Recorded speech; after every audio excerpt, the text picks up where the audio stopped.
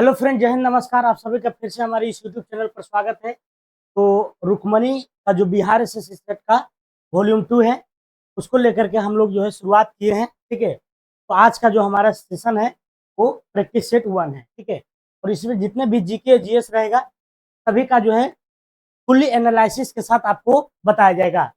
एक बार जब क्लास देखिएगा तो आपको काफी मजा आने वाला है। ठीक है, और आपको याद भी होते चला जाएगा। ठीक है, तो ABCD इस तरह से नहीं, बल्कि साथ ही साथ आपको जो है डिस्कशन भी फुल्ली इसमें मिलने वाला है। तो वीडियो जो है लास्ट तक जरूर देखिएगा, अभी कुछ होने वाला है। ठीक है, चलिए तो शुरुआत करते हैं पहला क्वेश्चन से। पहला क्वेश्चन की अगर हम बात करते हैं, देखिए पहला क्वेश्चन क्या कर रहा है। पहला क्वेश्चन क्या कर रहा है, कह रहा है कि ग्रेनाइट चट्टाने किस प्रकार की चट्टाने होती है। कि ग्रेनाइट जो चट्टाने हैं वह किसका है, किसका एक प्रकार है, ये पूछा जा रहा है। क्या अवसादी चट्टान का है, या तो फिर शिस्ट का है, या फिर आग्नेय का है, या तो फिर छायांतरित चट्टाने का है। तो इसका आंसर आप लोग कमेंट बॉक्स में भी डाल सकते हैं। ऐसे हम बताते हैं आपको कि ग्रेनाइट चट्टाने किस प्रकार की चट्टाने होती है। ये आग्नेय चट्टाने होती है, आग्नेय चट्टाने होती है। ग्रेनाइट चट्टाने कैसी होती है, तो आग्नेय चट्टाने होती है। अब हम चलते हैं, कुछ जो है चट्टानों का परिवर्तित रूप होता है ना। जैसे कि अगर हम बात करते हैं तो शैल का जो चट्टान का परिवर्तित रूप है उसको क्या कहलाते हैं, स्लेट कहलाता है। क्या कहलाता है, शैल के स्लेट कहलाता है। जैसे चूना पत्थर की अगर हम बात करते हैं, चूना चूना पत्थर का क्या हो जाएगा, संगमरमर हो जाएगा। संगमर संगमरमर हो जाएगा। चूना शैल के स्लेट हो जाएगा, चूना पत्थर के संगमरमर हो जाएगा। जिस तरह से बलुआ पत्थर हो जाएगा। ठीक है, बलुआ पत्थर का क्या होता है, बलुआ पत्थर का होता है क्वार्टजाइट होता है। बलुआ पत्थर के क्वार्टजाइट होता है। और क्या होता है, बैसाल्ट होता है ना। बैसाल्ट होता है। बैसाल्ट का अगर देखा जाए तो बैसाल्ट का होता है आपको शिस्ट होता है। बैसाल्ट का क्या होता है, शिस्ट होता है। तो ये सभी आपसे क्वेश्चन हमेशा पूछा जाता है कि बताइए कि शैल का जो परिवर्तित रूप है क्या है, स्लेट है। चूना पत्थर का संगमरमर है ना। कुछ देगा जो है संगमरमर जो है कैसे बनता है, चूना पत्थर से। बलुआ पत्थर के क्वार्टजाइट और बैसाल्ट से शिस्ट बनता है। और ये सभी पीडीएफ आपको टेलीग्राम चैनल पर मिलने वाला है। मेरा टेलीग्राम चैनल का नाम है जीके जीएस डिस्कशन, है ना। जीके जीएस डिस्कशन ऑफिशियल है। ठीक है, ऑफिशियल है। आप जाइएगा, सर्च कीजिएगा, वहां पर जो अशोक चक्र का लोगो रहेगा वहां डाउनलोड कीजिएगा। आपको ऊपर में वीडियो, नीचे में पीडीएफ मिलने वाला है। ठीक है, तो शैल का सिलेक्ट होता है चूना पत्थर के संगमरमर, बलुआ पत्थर के क्वार्टजाइट और बैसाल्ट के शिस्ट होता है। एगो और होता है ग्रेफाइट के, है ना। पूछता है क्वेश्चन ये सब। ठीक है, ग्रेफाइट की अगर हम बात करते हैं तो ये निस होता है। ग्रेफाइट का क्या होता है, निस होता है। ये मोस्ट इंपोर्टेंट है एकदम, इसको VVI लिख लीजिए, VVI लिख लीजिए। आपको इसमें से चट्टान से अगर कहीं पूछता है तो इतना में से जरूर वो देता है। ठीक है, चलिए तो अगला क्वेश्चन की ओर चलते हैं। अगला क्वेश्चन देखिए क्या कह रहा है, 2 नंबर। सुंदरबन का डेल्टा निम्नलिखित में से किन नदियों द्वारा बना है। सुंदरबन का जो डेल्टा है हम लोग जानते हैं कि पश्चिम बंगाल में पड़ता है। ये कहाँ पड़ता है, तो वेस्ट बंगाल में पड़ता है, पश्चिम बंगाल में पड़ता है। अब कह रहा है कि सुंदरबन का जो निर्माण हुआ है वो कैसे हुआ है, कौन कौन से नदी मिलकर के हुआ है। तो बताइए आप लोग आंसर। इसका जो निर्माण हुआ है आपको गंगा और ब्रह्मपुत्र से, किससे हुआ है, गंगा और ब्रह्मपुत्र से किसका निर्माण हुआ है, तो सुंदरबन डेल्टा का निर्माण हुआ है। सुंदरबन डेल्टा का निर्माण कैसे हुआ था, गंगा और ब्रह्मपुत्र को मिलने से। ठीक है, गंगा और ब्रह्मपुत्र को मिलने से। उसी तरह से अगर पूछे कि चापाकार डेल्टा, है ना, चापाकार डेल्टा का निर्माण अगर पूछेगा कि इसको किससे हुआ है, चापाकार, इसका तो चापाकार डेल्टा का अगर निर्माण पूछेगा तो कुछ नहीं, गंगा है ये है ना, ब्रह्मपुत्र है ये है। उसमें सिर्फ क्या करना है, तो नील नदी को जोड़ देना है, नील नदी को जोड़ देना है। यहाँ से 2 बातें हुई है। पहला तो सुंदरबन हो गया, तो सुंदरबन अगर खाली पूछे तो गंगा और ब्रह्मपुत्र हो जाएगा। लेकिन अगर उसी में पूछे कि चापाकार डेल्टा का निर्माण कैसे हुआ है, तो गंगा ब्रह्मपुत्र और नील नदी के संगम से। गंगा ब्रह्मपुत्र और नील नदी, दोनों बातों को याद रखना है। गंगा की अगर हम बात करते हैं छुछे, है ना, तो गंगा की जो लंबाई होती है, लंबाई क्वेश्चन आपसे पूछा जाता है तो 2525 किलोमीटर है। ठीक है, वही लंबाई अगर बिहार में देखा जाए, ये तो पूरी लंबाई मैंने बताया है, तो बिहार में कितना है, 445 किलोमीटर है, 445 किलोमीटर है, ठीक है। और पूरा लंबाई कितना है, 2525 किलोमीटर है। वहीं पर ब्रह्मपुत्र की बात करते हैं तो टोटल कितना लंबाई है, 2900 किलोमीटर है। ब्रह्मपुत्र की लंबाई कितनी है, तो 2900 किलोमीटर है, ठीक है। ब्रह्मपुत्र की लंबाई कितनी है, 2900 किलोमीटर है, ठीक है। तो यहाँ से इतना बातें आपको याद रखना है, काफी इंपोर्टेंट है, ठीक है, काफी काम देगा आपको, चाहे कोई भी एग्जाम हो। अगला क्वेश्चन, भारतीय संविधान का कौन सा अनुच्छेद यह बताता है कि एक भारतीय नागरिक को किसी भी रेस्टोरेंट में, सड़क पर या सार्वजनिक स्थान पर उपयोग करने का अधिकार है, उपयोग करने का अधिकार है। तो आपको पता होगा कि अनुच्छेद जो 15 है, अनुच्छेद 15 क्या कहता है कि धर्म के आधार पर, जाति के आधार पर, लिंग के आधार पर, गोरा काला के आधार पर भेदभाव नहीं करना है ना। भेदभाव करना क्या है, कानूनी अपराध है, कानूनी अपराध है। तो वही कह रहा है कि जो नागरिकों को किसी भी रेस्टर, सड़क, सार्वजनिक स्थान का उपयोग करने का अधिकार है, रेलवे में करने का अधिकार है। तो ये जो कहता है अनुच्छेद 15 के 2 कहता है, 15 के 2 कहता है, 15 के 2 और 15 के 1 में क्या कहता है कि लिंग के आधार पर, है ना, लिंग हो गया, जाति हो गया, धर्म हो गया, है ना, या तो फिर रंग हो गया, के आधार पर, के आधार आधार पर भेदभाव नहीं करना है ना, भेदभाव बिल्कुल नहीं करना है, नहीं करना है। अगर करिएगा तो सलाखों के पीछे जाना निश्चित है, ठीक है। तो 15 क्लोज 1 कहता है कि लिंग, जाति, धर्म, रंग के आधार पर किसी से भेदभाव बिल्कुल नहीं करना है। वही 15(2) कहता है कि किसी के अकॉर्डिंग, है ना, किसी भी रेस्टोरेंट में, सड़क में, सार्वजनिक स्थान पर, रेलवे में, मतलब दुनिया में कहीं भी, दुनिया में नहीं, भारत में हमारा, ठीक है, भारत के बारे में देख सकते हैं। तो 15 के 2 कहता है, क्या कहता है, 15 के 2 कहता है, ओके। तो यहाँ तक समझ में आ रहा होगा। 16 क्लोज 1 की अगर हम बात करते हैं तो 16 क्या करता है, 16 कहता है कि रोजगार में समानता होगा, है ना, रोजगार में क्या होगा, समानता होगा। इसी को आप लोग नियोजन भी कह सकते हैं, नियोजन में समानता या रोजगार में समानता कह सकते हैं। मतलब उसमें भी करिया गोरा, धर्म और जो है जाति सब नहीं चलेगा, सबको जो है समान अधिकार मिलेगा नौकरी में, ठीक है, नौकरी में, ठीक है। और 17 की बात करते हैं तो 17 में क्या, अस्पृश्यता का उन्मूलन है, अस्पृश्यता, अस्पृश्यता का उन्मूलन, अस्पृश्यता का उन्मूलन। इसका मतलब क्या हुआ, मतलब छुआछूत। तो वो होता है ना कि फलनमा जो है फलना जात के है, तो उसको जो है घर में खाना नहीं खाना है ना, उसके घर में जाना नहीं है। तो ये सब बातें जो है छुआछूत में आता है, अस्पृश्यता में आता है।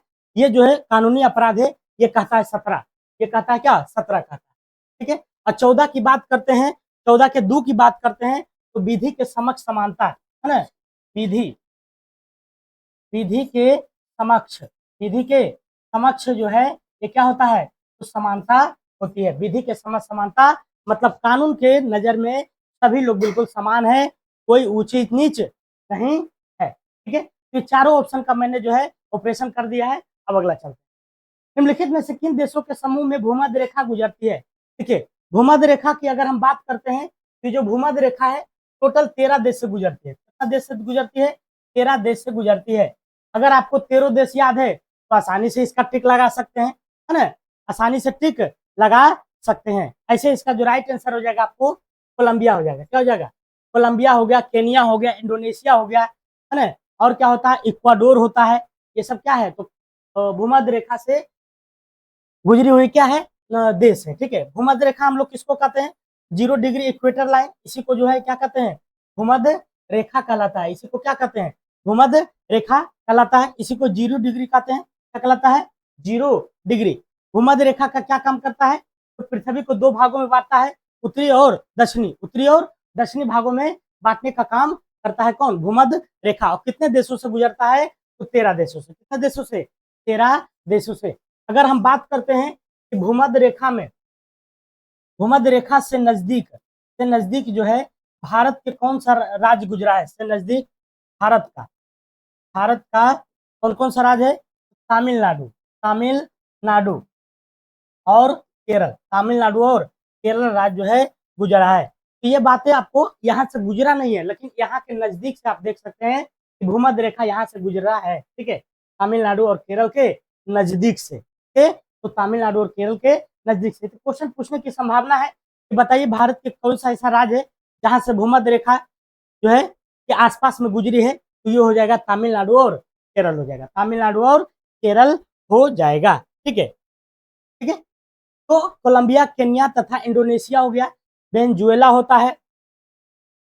ये सभी देश जो है आपको भूमध्य रेखा से गुजरने वाली है। ठीक है, अरे निम्नलिखित में से कौन सा देश आसियाना का सदस्य नहीं है? देखिए आसियाना, आसियाना का बोल रहा है सदस्य नहीं है, तो एशियन पहले लिखते हैं, ASEAN, यही हो जाएगा आसियन। तो एशियन का सबसे पहले फुल फॉर्म पूछता है ना? फुल फॉर्म क्या होता है? एसोसिएशन ऑफ ईस्ट, ईस्ट है ना, एसोसिएशन ऑफ साउथ ईस्ट है ना, एस से साउथ हो जाएगा ना, south east, south east Asian, Asian nation होता है, नेशन होता है। तो ये हो गया इसका फुल फॉर्म, क्या हो गया? Association south of east Asian nation. इसका जो हिंदी रूपांतरण है दक्षिणी पूर्वी एशियाई होता है, दक्षिणी पूर्वी एशियाई है ना, दक्षिणी पूर्वी एशियाई राष्ट्रों का संगठन, राष्ट्रों का क्या होता है? संगठन होता है, संगठन होता है। ये हिंदी नेम हो गया और ऊपर वाला इंग्लिश नेम हो गया। अब बात आती है कि एशियन जो है इसमें कई गो देश आता है टोटल, तो इसमें जो आपको टोटल देश की बात करते हैं तो 11 देश है। कितना देश है वर्तमान में अगर देखा जाए तो? 11 देश है। और 11वां देश आपसे पूछता है कि कौन है, तो 11वां जो देश है, 11वां देश जो है ना, तिमोर लेस्ते है। क्या है? तिमोर लेस्ते, तिमोर लेस्ते, तो जरूर याद रखिएगा। ठीक है, 11वां सदस्य पूछता है कि एशियन का जो है 11वां सदस्य कौन है, तो तिमोर लेस्ते है। क्या है? तिमोर लेस्ते है। 11वां सदस्य कौन है? तिमोर लेस्ते है। और एशियन का फुल फॉर्म हो गया association of south of east Asian nation, दक्षिणी पूर्वी एशियाई राष्ट्रों का क्या होता है? संगठन होता है। ठीक है, तिमोर लेस्ते हो गया। अब बात करते हैं एशियन का जो स्थापना हुआ था 1967 में हुआ था, 1967 में हुआ था। कि जो हेडक्वार्टर है कहाँ है? तो हेडक्वार्टर एशियन का जो है इंडोनेशिया में, इंडोनेशिया में। कहाँ है? इंडोनेशिया में जो है इसका क्या है?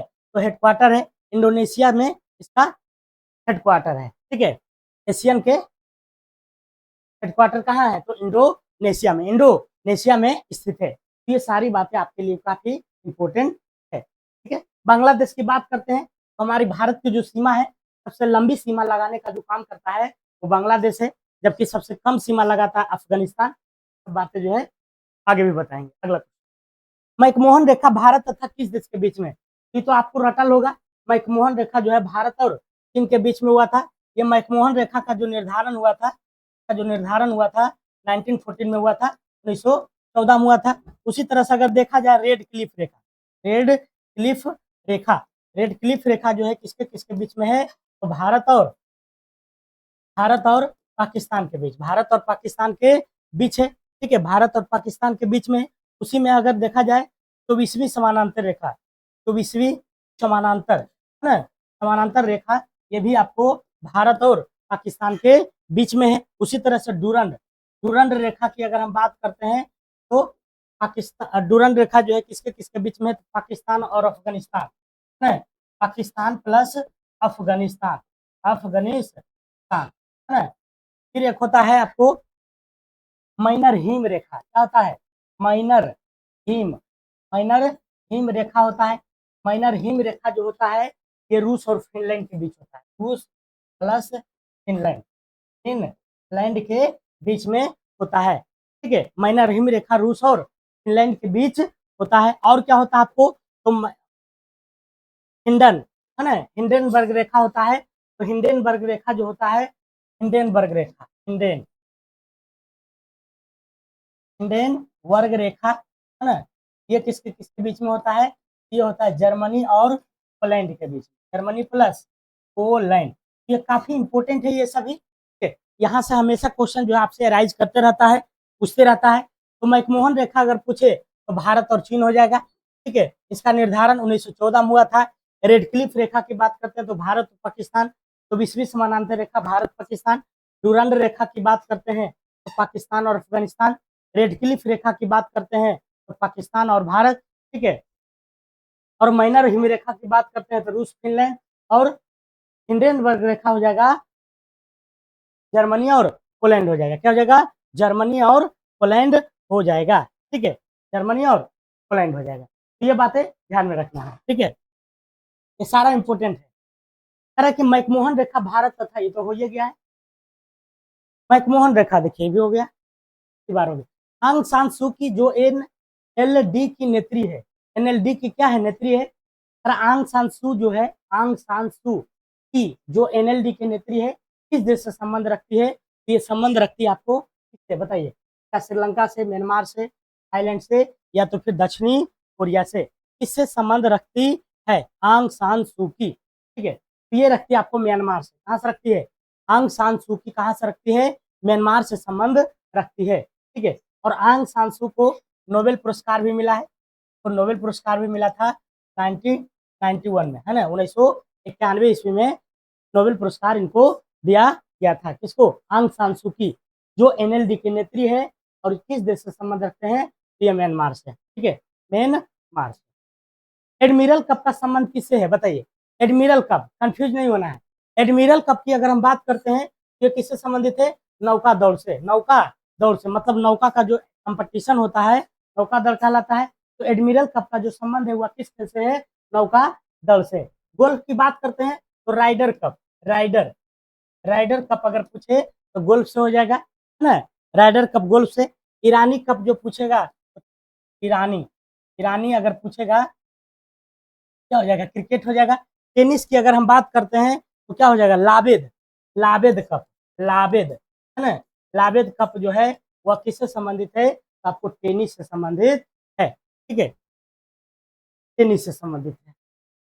विश्व कप क्रिकेट 2023 के दौरान, हाँ इसमें देखिए नौका दौड़ की बात करते हैं तो करंट के दृष्टिकोण से नौका दौड़ में जो है अभी इटली जीता है ना। 2023 का जो है किसने जीता है? जीतने का काम किया है किसने? इटली ने। इटली ने जीत हासिल किया है 2023 के नौका दौड़ में। विश्व कप क्रिकेट 2023 के दौरान यूनिसेफ के सद्भावना राजदूत के लिए भारत की यात्रा पर आए इंग्लैंड के पूर्व कप्तान डेविड बेकहम किस खेल से संबंधित है? तो डेविड बेकहम की अगर हम बात करते हैं तो ये फुटबॉल से संबंधित है। किससे संबंधित है? फुटबॉल से संबंधित है। डेविड बेकहम जो है किससे संबंधित है? तो फुटबॉल से है। किसे है? फुटबॉल से संबंधित। निम्नलिखित में से संघाई सहयोग संगठन का एक सदस्य देश कौन सा है? संघाई संघाई सहयोग संगठन का जो है सदस्य कौन सा है? तो इसके हम सदस्य की बात करते हैं, कौन सा है? तो इसमें सदस्य जो है आपका ईरान है ना। कौन है? ईरान है। इसका सदस्य कौन कौन है? देखिए भारत ले लीजिए, चीन ले लीजिए, ठीक है, रूस ले लीजिए, और क्या लीजिएगा? तो पाकिस्तान ले लीजिए, पाकिस्तान, है ना। कजाकिस्तान ले लीजिए,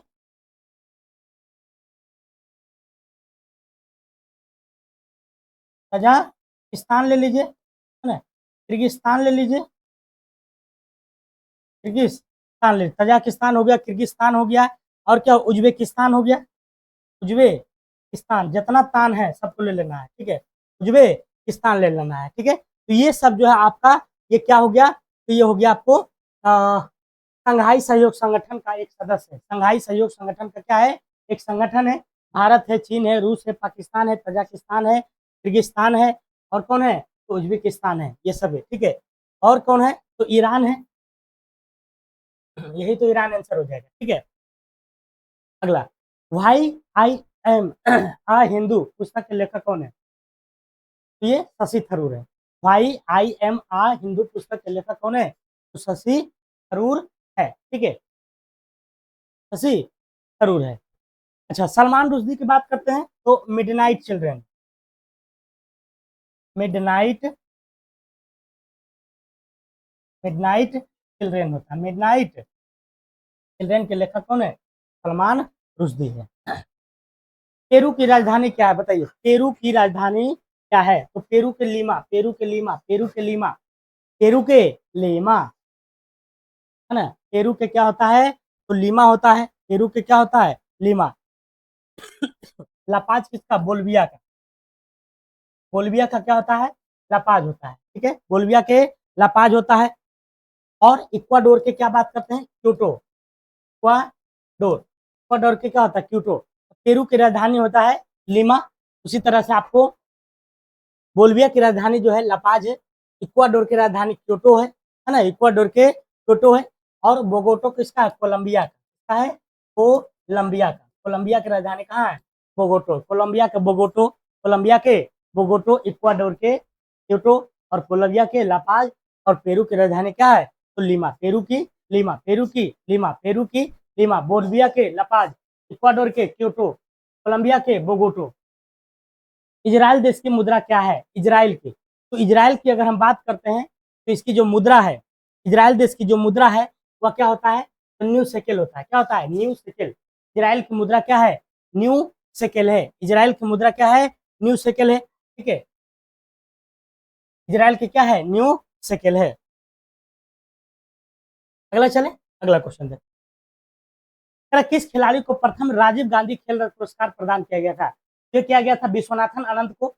विश्वनाथन आनंद को सबसे पहले राजीव गांधी खेल रत्न पुरस्कार मिला है। हालांकि इसका नाम जो है चेंज हो गया है, नाम क्या हुआ है, चेंज कर दिया है 2021 में। 2021 में क्या कर दिया गया है, इसका नाम बदलकर बदलकर जो कर दिया गया है, मेजर मेजर ध्यानचंद्र, है ना, मेजर ध्यानचंद्र पुरस्कार कर दिया गया है। किसका नाम बदल करके, तो राजीव गांधी खेल रत्न पुरस्कार का नाम बदलकर क्या रख दिया गया है, तो मेजर ध्यानचंद्र पुरस्कार कर दिया गया है। ठीक है, अगला चलते हैं। पहचानिए कि निम्नलिखित में से कौन सा कथन सही है। हिंदुस्तान कॉपर लिमिटेड एसीएल जिसको कहते हैं, हिंदुस्तान कॉपर लिमिटेड को 9 नवंबर 1967 को निगमित किया गया था, है ना, तो निगमित किया गया था। तो हाँ बिल्कुल सही है। तो जो है 9 नवंबर 1967 को क्या किया गया था, तो निगमित किया गया था। दूसरा नंबर ऑप्शन पढ़ते हैं। Khetri copper complex KCC Rajasthan में स्थित है। हाँ, खेतड़ी जो है ये किसके लिए प्रसिद्ध है, तो तांबा के लिए प्रसिद्ध है। खेतड़ी किसके लिए प्रसिद्ध है, तांबा के लिए प्रसिद्ध है। और ये कहाँ पड़ता है, तो आपको राजस्थान में पड़ता है।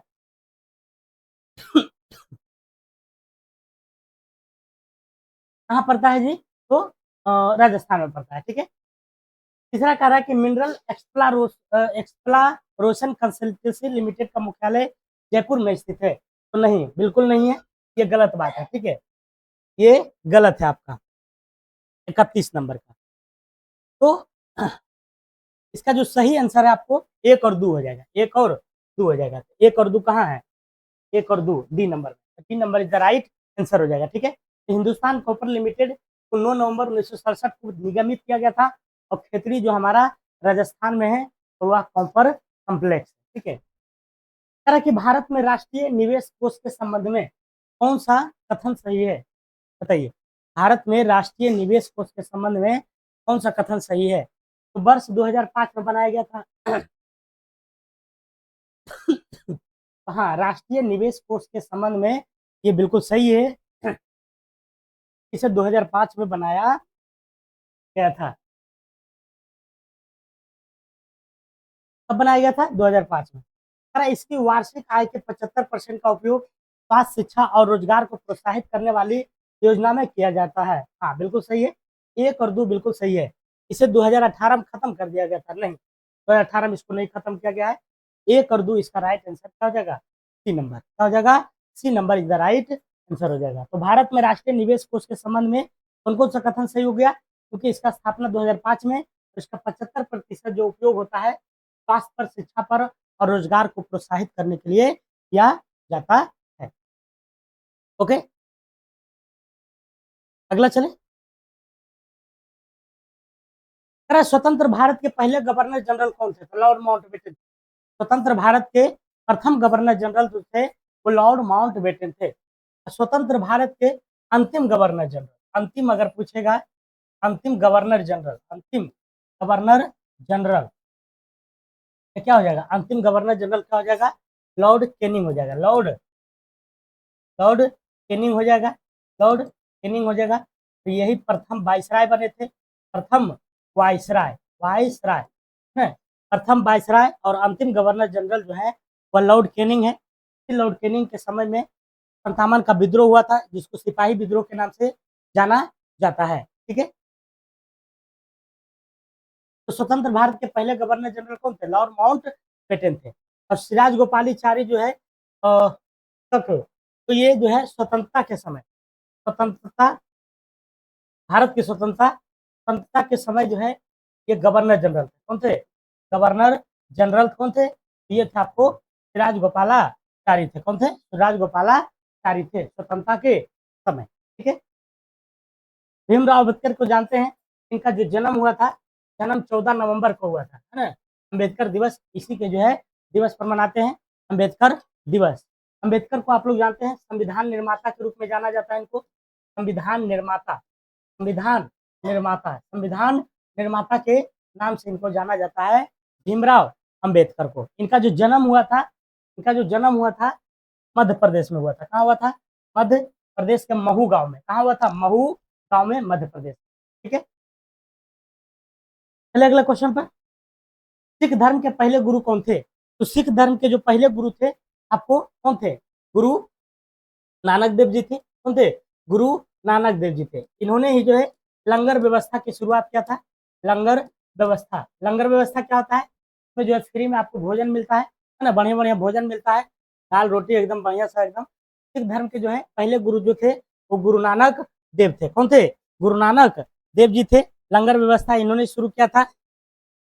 ये जो समकालीन थे, हुमायूं के समकालीन थे, हुमायूं के समकालीन, है ना, समकालीन थे। कौन? ये जो थे गुरु नानक देव जी, हुमायूं के समकालीन थे। अच्छा, ये बताना है कि अमृतसर, अमृतसर में जो है, अमृतसर का जो है निर्माण किसने किया था? तो अमृतसर में एक तालाब है, अमृतसर में जो है अमृतसर तालाब का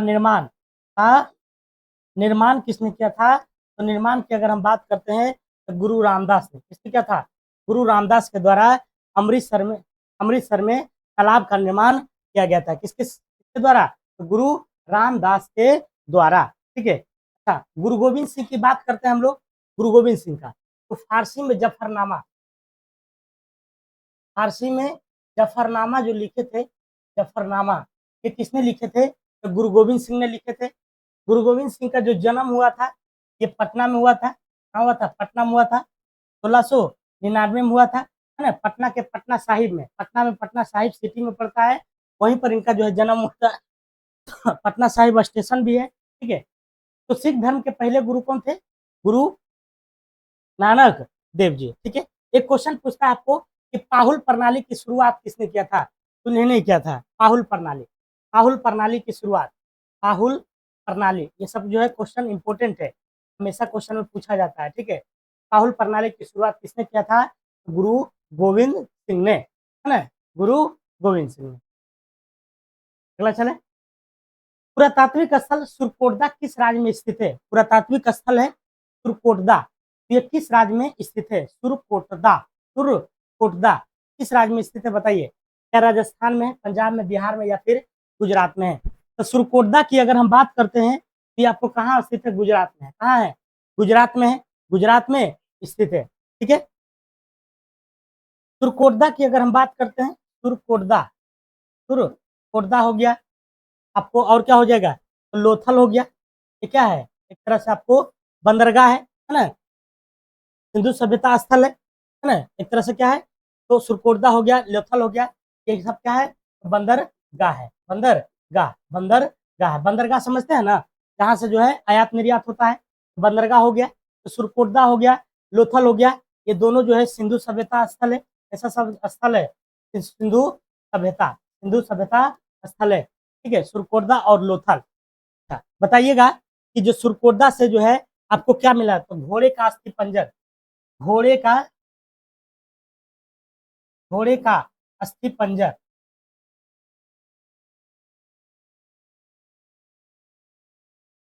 अस्थि पंजर जो मिला है वो कहाँ से मिला है? सुरकोटदा से। कहाँ से मिला है? सुरकोटदा से। पुरातात्विक स्थल सुरकोटदा किस राज्य में स्थित है? तो ये बताइएगा कहाँ मिला है? तो गुजरात में। कहाँ है? गुजरात में है। ठीक है, एक क्वेश्चन पूछता है कि हाथी दांत, बहुत इंपॉर्टेंट है, ठीक है। हाथी दांत जो है ये कहाँ से मिला है? तो हड़प्पा से। कहाँ से मिला है? हड़प्पा से। हाथी दांत कहाँ से मिला है? हड़प्पा से। हाथी दांत हड़प्पा, हाथी दांत हाथ से हाथी, हाथ से हड़प्पा, हाथ से हाथी, हाथ से हड़प्पा से मिला है, ठीक है। हाथी दांत कहाँ से मिला है? तो हड़प्पा से मिला है, ठीक है, याद रखिएगा। अच्छा, एक क्वेश्चन आपसे पूछता है कि लेखन की जो है उचित प्रणाली कौन सी सभ्यता में मिला है? लेखन की उचित प्रणाली, लेखन की उचित प्रणाली जो है वो कौन सी सभ्यता की है? ये है सुमेरियन सभ्यता। कौन सी है?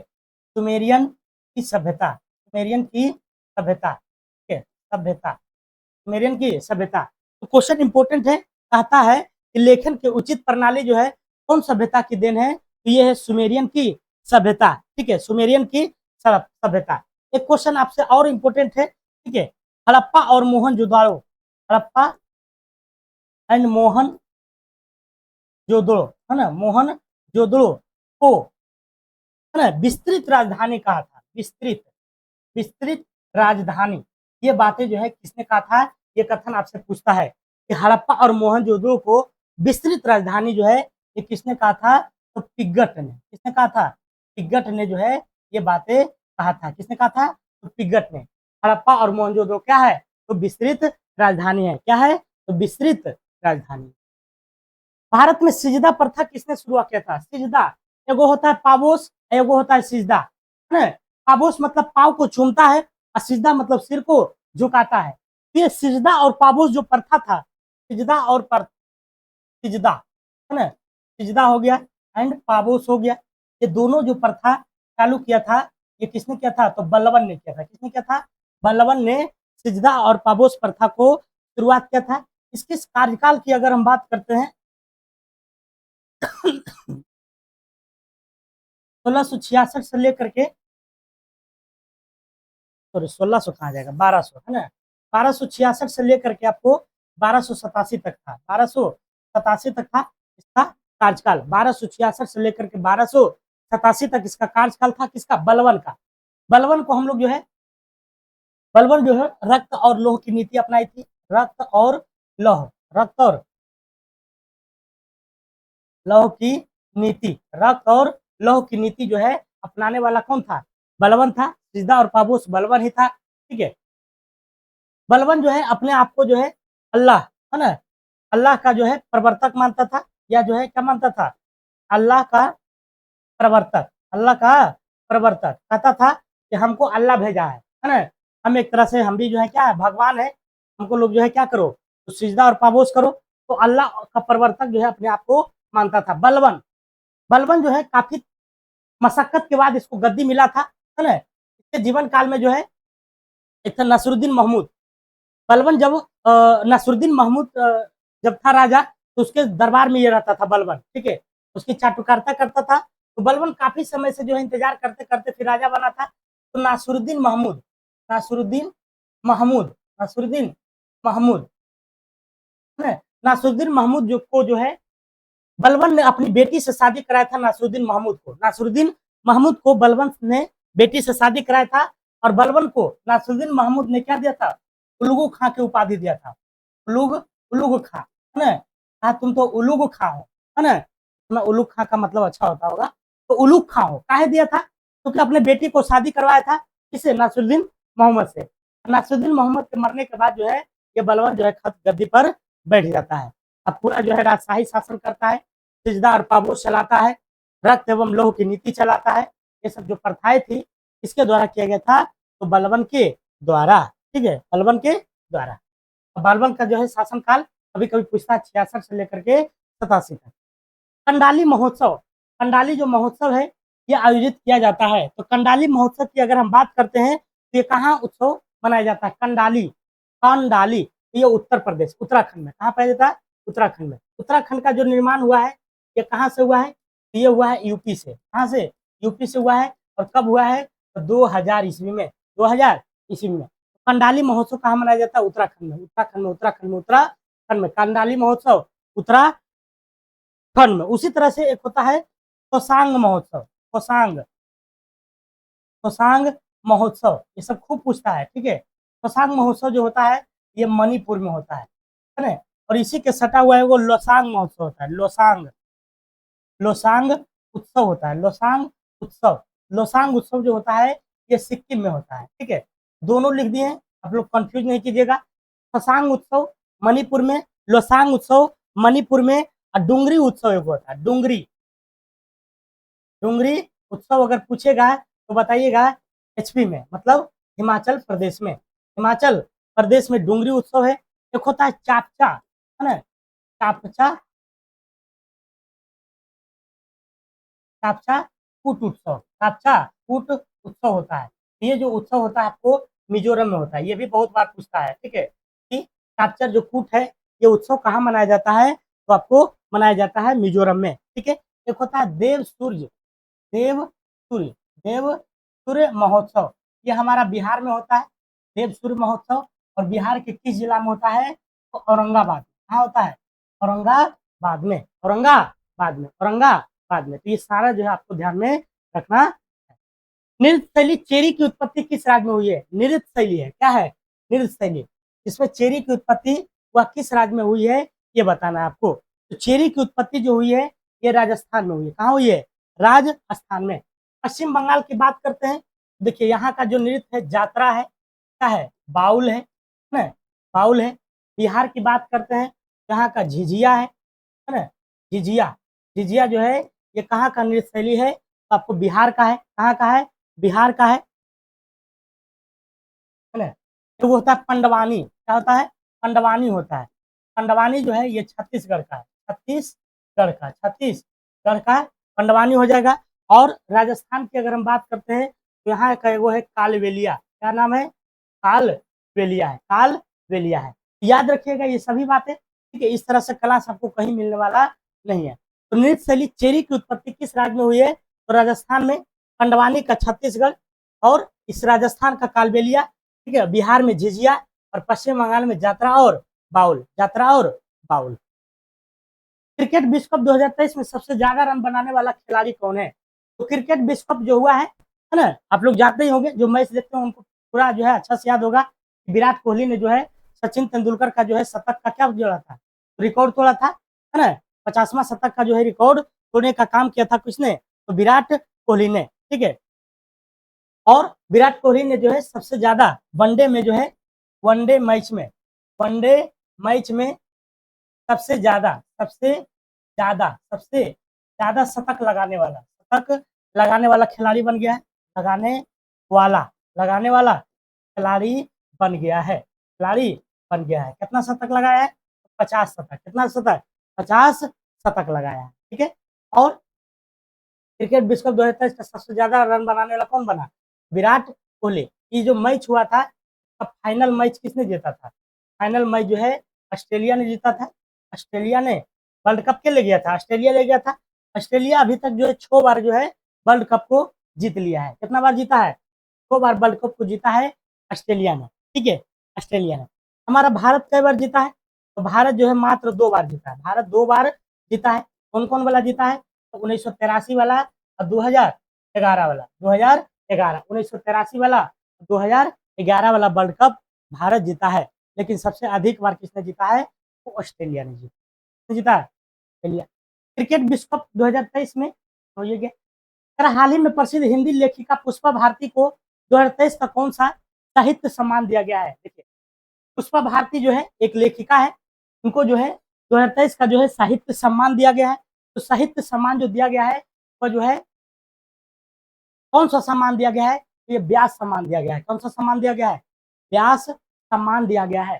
पूछेगा कि व्यास सम्मान 2023 में किसको दिया गया है, किस लेखिका को, तो पुष्पा भारती। ऐसे भी याद रखना, उल्टा भी, पुष्पा भारती को व्यास सम्मान दिया गया है ना, साहित्य सम्मान के क्षेत्र में, ठीक है। तानसेन सम्मान की बात करते हैं, तो ये गायन के क्षेत्र में दिया जाता है, गायन के क्षेत्र में, गायन के क्षेत्र में जो है आपको क्या मिलता है, तानसेन सम्मान मिलता है, ठीक है।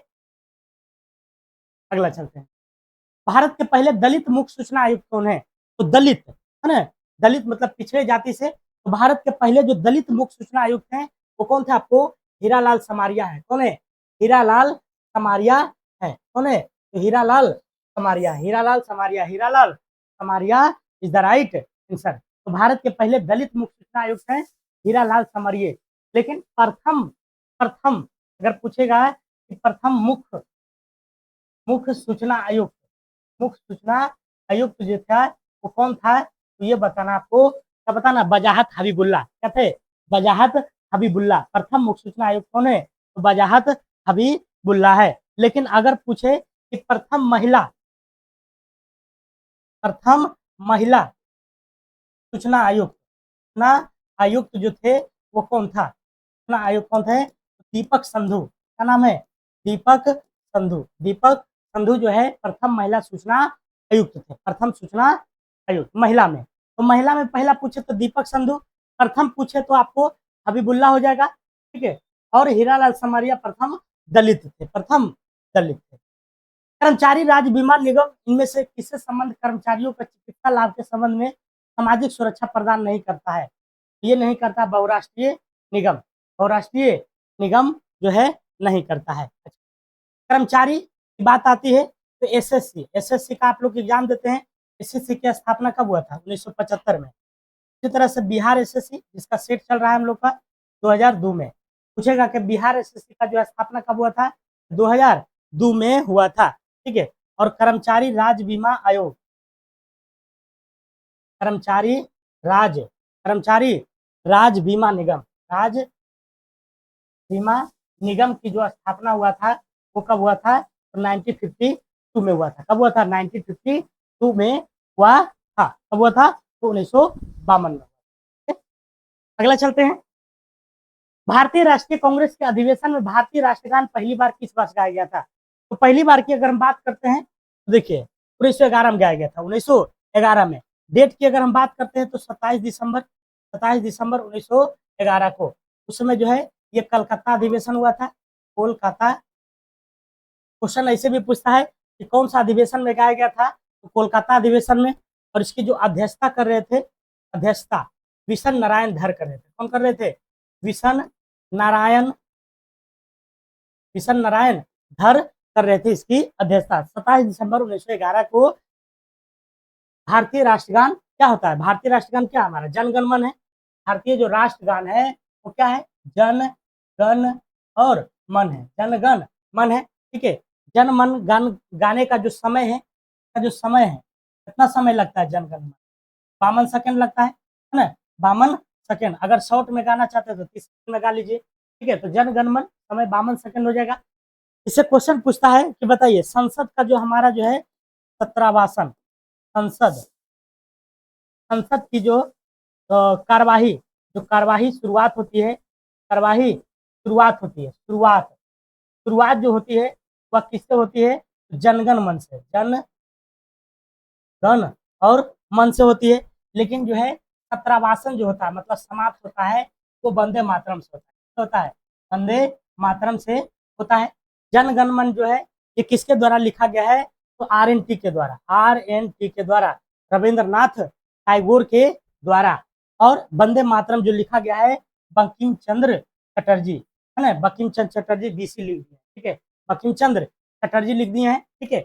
और इससे क्वेश्चन एक पूछता है कि जन गण मन का जो है राष्ट्रपति बैंड धुन किसने तैयार किया था?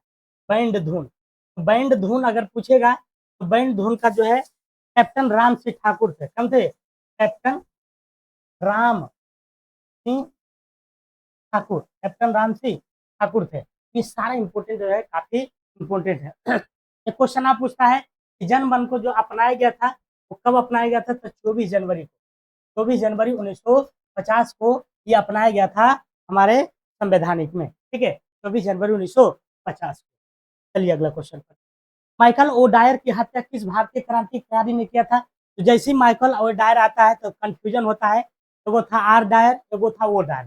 तो यहाँ पर स्पष्ट हम कर देते हैं। देखिए सबसे पहले ABCD में क्या आता है? वो आता है। तो ओ डायर की बात करते हैं तो ओ डायर ने जो है गोली चलाने का आदेश दिया था, है। लेकिन अगर हम बात करते हैं आर डायर का, तो आर डायर ने गोली चलाया था, गोली चलाया था, है ना, चलाया था आर डायर ने। तो सबसे ज्यादा दोषी कौन हुआ? जो आदेश दिया है, आदेश ये तो सेना था, है ना। तो आदेश दिया है, तो क्वेश्चन पूछता है आपसे कि बताइए किसने आदेश दिया था, तो ओ डायर। एबीसीडी में पहले ओ आता है, तो वो पहले आदेश देगा फिर मारेगा आर, है ना। तो ओ डायर ने, और इसी ओ डायर को जो है उधम सिंह ने मारा था। किसने मारा था? उधम सिंह ने जो है, उस समय बहुत बचपना था, उधम सिंह ने जो है मार गिराया था, मार गिराया था, है ना? क्योंकि वो जो है मार गिराया था, क्योंकि काफी जो है भयावह स्थिति था उस समय। जालियांवाला बाग हत्याकांड जो हुआ था, है ना, 13 अप्रैल, 13 अप्रैल 1919 को क्या हुआ था? जालियांवाला बाग हत्याकांड हुआ था। जालियांवाला बाग हत्याकांड होता है ना, हत्याकांड हुआ था। और इसी में जो है आदेश किसने दिया था? तो आदेश दिया था ये आपको ओ डायर ने। ओ डायर ने, ये जो ओ डायर था ये क्या था? तो पंजाब के गवर्नर था उस समय। क्या था? पंजाब के गवर्नर था, पंजाब के गवर्नर था, ठीक है। और 13 अप्रैल 1919 को जालियांवाला बाग हत्याकांड हुआ। और ये जालियांवाला बाग हत्याकांड जो घटना हुई थी अमृतसर में, कहाँ घटी थी? अमृतसर। और अमृतसर कहाँ है? पंजाब में। पंजाब के गवर्नर कौन थे? ओ डायर थे, ओ डायर थे, ठीक है। ये क्या हो जाएगा आंसर इसका? उधम सिंह हो जाएगा, उधम सिंह हो जाएगा। अगला क्वेश्चन, चौरा चौरी कांड किस वर्ष हुआ था? चौरा चौरी कांड की अगर हम बात करते हैं, चौरा चौरी कांड जो हुआ था आपको 5 फरवरी को हुआ था, 5 फरवरी को हुआ था, 5 फरवरी 1922 को हुआ था, ठीक है। ये स्थगित भी हो गया था चौरा चौरी कांड के कारण। तो अगर स्थगित जो हुआ था 12 फरवरी को हुआ था, 1922 को हुआ था। चौरा चौरी कांड किस वर्ष में हुआ था? 1922 में हुआ था। इसमें क्या हुआ था? तो जो है यूपी के यूपी के गोरखपुर में, यूपी के गोरखपुर में, है ना, 22 पुलिस वालों को जिंदा जला दिया था, है ना, जिंदा जला दिया था, जिंदा जला दिया था, जिंदा जला दिया था। और यही जो है आपका क्या है? चौरा चौरी जो है हत्याकांड के नाम से जाना जाता है, ठीक है। 45। और इसमें क्वेश्चन पूछता है कि ये जो आपको, तो इतना आप लोग याद रखना है, ठीक है। पहले अगर देखा जाए ये वाला, तो इसमें जो जालियांवाला बाग हत्याकांड में एक सहयोगी था, सहयोगी, भारतीय सहयोगी था। तो सहयोगी का नाम है हंस राज। क्या नाम है? हंस राज है, ठीक है। और इसी से हताहत होकर के जो है एक व्यक्ति ने जो है कार्यकारिणी परिषद से इस्तीफा दे दिया था, जिसका नाम था शंकर नायर। क्या नाम था? शंकर नायर था, ठीक है, शंकर नायर था। चलिए, तो अगला क्वेश्चन की अगर हम बात करते हैं, तो अगला क्वेश्चन देखिए क्या कर रहा है। अगला क्वेश्चन है आपका, लखनऊ में 57 के विद्रोह का नेतृत्व किसने किया था? लखनऊ की बात कर रहा है। 57 का विद्रोह आप लोग को पता ही है, इसको सिपाही विद्रोह के नाम से भी जाना जाता है। ये बहुत बड़ी विद्रोह था, ठीक है। तो लखनऊ में हर एक जगह से हर एक लोग जो है इसका प्रतिनिधित्व किया था, नेतृत्व किया था। तो यहाँ से पूछ रहा है आपको, लखनऊ से किसने नेतृत्व किया था? तो लखनऊ की अगर हम बात करते हैं तो बेगम हजरत महल। लखनऊ से किसने किया था? तो बेगम हजरत महल ने। 57 के विद्रोह की अगर हम बात करते हैं, इसकी जो शुरुआत हुई थी ऑफिशियली, तो इसकी शुरुआत हुई थी, ये कब हो गई थी? 10 मई 1857 को। 10 मई 1857 को पूर्ण रूप से ये जो है आपको 57 का विद्रोह क्या हुआ था? शुरुआत हो गया था, ठीक है। कब हुआ था? 10 मई 1857 ईस्वी को। कब हुआ था? तो 10 मई 1857 ईस्वी में, ठीक है। अगर हम बात करते हैं तात्या टोपे की, तो ये ऐसा शख्स है जो अंतिम, है ना, सबसे अंतिम में शहीद हुआ था, है ना, अंतिम में शहीद होने वाला क्या था? तो शख्स था, अंतिम में शहीद होने वाला शख्स कौन था? तो तात्या टोपे। लेकिन अगर पूछे प्रथम बार प्रथम बार शहीद, प्रथम बार जो शहीद होने वाला था वो कौन था? मंगल पांडे था। कौन था? मंगल पांडे था। तो प्रथम बार अगर पूछेगा तो मंगल पांडे हो जाएगा, अंतिम बार पूछेगा तो क्या हो जाएगा? तो ये तात्या टोपे हो जाएगा, ठीक है। अगर हम बात करते हैं बिहार के संदर्भ में, तो बिहार में जो 57 का विद्रोह शुरुआत हुआ था बिहार में, हाँ, बिहार में ये कब हुआ था? तो 12 जून को हुआ था। कब हुआ था? बिहार में कब हुआ था? तो 12 जून को, है ना, ठीक है। 12 जून 1857 को शुरुआत हुआ था, यहाँ से आपका जगह का नाम भी पूछता है, इसमें तो पूछता ही है, साथ ही साथ जगह पूछता है। तो ये शुरुआत जो हुआ था रोहिणी गांव से, कहाँ से? रोहिणी से। और ये रोहिणी जो पड़ता है आपको कहाँ पड़ता है? तो देवघर में है, देवघर में। देवघर आपका कहाँ पड़ता है? झारखंड में। उस समय तो बिहार झारखंड एक ही था ना। ये रोहिणी में सबसे जो संतामन की जो शुरुआत हुआ था वो कहाँ से हुआ था? तो रोहिणी से हुआ था। कहाँ से हुआ था? रोहिणी गांव से हुआ था। कहाँ से हुआ था जी? तो रोहिणी से हुआ था। ठीक है। तो अगर पूछे कि संतामन के विद्रोह के समय इंग्लैंड के प्रधानमंत्री कौन था? इंग्लैंड के जो है पीएम कौन था? तो इंग्लैंड के पीएम की अगर हम बात करते हैं तो इंग्लैंड के पीएम था लॉर्ड पामर्स्टन तथा लॉर्ड पामर्स्टन। लॉर्ड पामर्स्टन बहुत पूछता है, ठीक है। लेकिन अगर गवर्नर जनरल पूछेगा, गवर्नर जनरल है ना, गवर्नर जनरल जीजी लिख देते हैं यहाँ पर, तो क्या था? लॉर्ड कैनिंग था। कौन था? Lord Canning. गवर्नर जनरल कौन था? लॉर्ड कैनिंग था। ठीक है, लॉर्ड कैनिंग था। ठीक है, तो इस सारा जो है क्वेश्चन आपसे क्या पूछा जाता है। एक पेज हम और आपके लिए लेते हैं क्योंकि काफी इंपॉर्टेंट है ये। ठीक है, जैसे कि इलाहाबाद से जो नेतृत्व किया था, इलाहाबाद से जो किए थे लियाकत अली, लियाकत अली किए थे नेतृत्व। ठीक है, इलाहाबाद से लियाकत अली किए थे। लखनऊ से बात करते हैं तो लखनऊ से जो किए थे बेगम हजरत महल, बेगम हजरत महल किए थे, बेगम हजरत महल किए थे। झांसी से अगर हम बात करते हैं तो झांसी से किसने किया था? झांसी से किया था रानी लक्ष्मीबाई, रानी लक्ष्मीबाई किए थे, है ना। हमारा बिहार का आरा जिला से किसने किया था? तो आरा से, बिहार के आरा जिला से किसने किया था? तो किसने किया था? बिहार के आरा जिला के जगदीशपुर से जो किए थे वो कुंवर सिंह थे। कौन थे? कुंवर सिंह थे। कौन थे? तो कुंवर सिंह ने किए थे। और कौन कौन किए थे? तो जैसे बरेली से खान बहादुर खान, बरेली से, बरेली से कौन किए थे? खान बहादुर, खान बहादुर खान किए थे। और आपको जो है फैजाबाद से मौलवी अहमदुल्ला, फैजाबाद से, फैजाबाद से जो है किसने किया था? तो मौलवी, मौलवी अहमदुल्ला, अहमदुल्ला है, अहमदुल्ला हुआ था। और फतेहपुर से अजीमुल्ला, फतेहपुर से किसने किया था? तो फतेहपुर से अगर पूछेगा कि किसने किया था नेतृत्व? अजीमुल्ला, अजीमुल्ला, जी मुल्ला। ये सारा आपसे पूछा जाता है वारी वारी से। ठीक है, इस सारा को याद रखिएगा। ये पीडीएफ आपको मिल जाएगा टेलीग्राम चैनल। चलते हैं अगला क्वेश्चन पर। तरह की काली मिट्टी मुख्यतः इनमें से किस राज्य में पाई जाती है? तो काली मिट्टी को हम लोग कपासी मिट्टी भी कहते हैं। काली मिट्टी को काली कपासी भी कहते हैं, काली कपासी कहते हैं। क्यों कहते हैं? क्यों कहते हैं ऐसा बताइए? क्योंकि काली मिट्टी में जो है सबसे ज्यादा कपास होता है, काली मिट्टी में सबसे ज्यादा जो है कपास होता है। ठीक है, कपास सबसे ज्यादा होता है। और ये काली मिट्टी जो है आपको महाराष्ट्र में ज्यादा देखने को मिलता है, महाराष्ट्र में ज्यादा देखने को मिलता है। अच्छा, कपास के अलावा जो है गन्ना, गन्ना भी जो है आपको किसमें होता है? काली मिट्टी में ही होता है। ठीक है, किसमें होता है? काली मिट्टी में होता है। अगर हम बात करते हैं इस काली मिट्टी को, इस काली मिट्टी को हम लोग जो है रेगुर मिट्टी भी कहते हैं। क्या कहते हैं? रेगुर मिट्टी। सब जो है एकदम क्रीम क्वेश्चन है।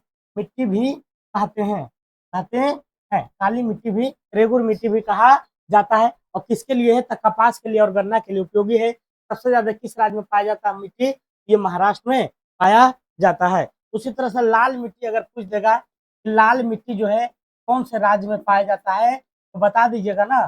तमिलनाडु में। हाँ, तमिलनाडु में पाया जाता है। लाल मिट्टी कहाँ पाया जाता है? तमिलनाडु में पाया जाता है। अगर पूछ दे कि लेटेराइट मिट्टी, लेटेराइट मिट्टी जो है ये किसके लिए उपयोगी है? काजू की खेती के लिए। किसके लिए है? काजू की खेती के लिए, काजू की खेती के लिए जो है उपयुक्त है कौन? तो ये आपको लेटेराइट मिट्टी। ठीक है, अगला क्वेश्चन चलते हैं। कह रहा कि अरल सागर जो अवस्थित है वो कहाँ अवस्थित है? किर्गिस्तान और तजाकिस्तान के बीच, तुर्कमेनिस्तान और उज्बेकिस्तान, कजाकिस्तान और किर्गिस्तान, कजाकिस्तान और उज्बेकिस्तान। बताइए किसके बीच स्थित है? तो अरल सागर की अगर हम बात करते हैं तो अरल सागर जो है आपको कजाकिस्तान और उज्बेकिस्तान, कजाकिस्तान और उज्बेकिस्तान, कजाकिस्तान और उज्बेकिस्तान के बीच क्या है, अवस्थित है। कजाकिस्तान उज्बेकिस्तान, कजाकिस्तान उज्बेकिस्तान, अरल सागर, ठीक है। भूमध्य सागर की कुंजी किसको कहते हैं? क्वेश्चन पूछता है आपसे, भूमध्य सागर की कुंजी, भूमध्य सागर की कुंजी किसको कहा जाता है? जिब्राल्टर को कहा जाता है, जिब्राल्टर को कहा जाता है। भूमध्य सागर की कुंजी जिब्राल्टर को। एक पूछता है आपको सुसीमा जल संधि, है ना? सुसीमा, सुसीमा जल संधि जो है, ये सुसीमा जल संधि जो है किसको किसको जोड़ती है? तो ये जोड़ती है आपको जापान सागर, जापान सागर को पूर्वी चीन सागर से, है ना? वो पूर्वी चीन सागर है। सुसीमा जल संधि अगर पूछ देगा किसको किसको जोड़ती है, तो ये जोड़ती है आपको जापान सागर को पूर्वी सागर से, जापान सागर से पूर्वी सागर से, है ना? पूर्वी, यहाँ पर चीन नहीं होगा, ठीक है, चीन नहीं होगा, ठीक है। तो सुसीमा जल संधि अगर पूछे तो जापान सागर को पूर्वी सागर से, जापान सागर को पूर्वी सागर को, जापान सागर से पूर्वी सागर होता है। एगो पूछता है आपको जावा, है ना, सुंडा जल डमरूमध, सुब्बा जो जल संधि है वो किसको किसको जोड़ती है? सुंडा, सुंडा की अगर हम बात करते हैं तो यहाँ लिख देते हैं सुंडा, सुंडा जल संधि जो है ये किसको किसको जोड़ने का काम करता है? तो ये जोड़ता है जावा को, है ना, जावा प्लस हिंद महासागर, हिंद महासागर को, हिंद महासागर को। तो याद रखिएगा, काफी इंपोर्टेंट है, इसलिए मैं बता दिया हूँ, ठीक है। गुड। तो अरल सागर अगर पूछे तो कजाकिस्तान और उज्बेकिस्तान होता है, ठीक है, कजाकिस्तान और उज्बेकिस्तान। भूमध्य सागर की कुंजी जिब्राल्टर को और सुसीमा जल संधि जो जोड़ता है जापान सागर को पूर्वी सागर से, और सुंडा जल संधि जो जोड़ता है जावा और हिंद महासागर को। तरह की भारत की संविधान सभा की पहली बैठक कब हुआ था? ठीक है, कई बार बता चुके हैं सब क्वेश्चन। पहली बैठक की अगर हम बात करते हैं, पहली बैठक, पहली बैठक, तो पहली बैठक जो हुआ था 9 दिसंबर 1946 को हुआ था। पहली बैठक 9 दिसंबर 1939 को हुआ था। दूसरी बैठक की अगर हम बात करते हैं तो हुआ था 11 दिसंबर, है ना, दो दो दिन के अंतराल पर, दो दो दिन के अंतराल पर हुआ था, है ना। तीसरी बैठक की अगर हम बात करते हैं, तीसरी बैठक जो हुआ था 13 दिसंबर को हुआ था, 13 दिसंबर 1946 को, 13 दिसंबर 1946 को हुआ था, ठीक है। यहाँ से क्वेश्चन आपसे इंपोर्टेंट पूछता है कि बताइए उद्देश्य प्रस्ताव को किस संविधान सभा में पेश किया गया था? तो उद्देश्य प्रस्ताव को इसी में पेश किया गया था। उद्देश्य प्रस्ताव को देश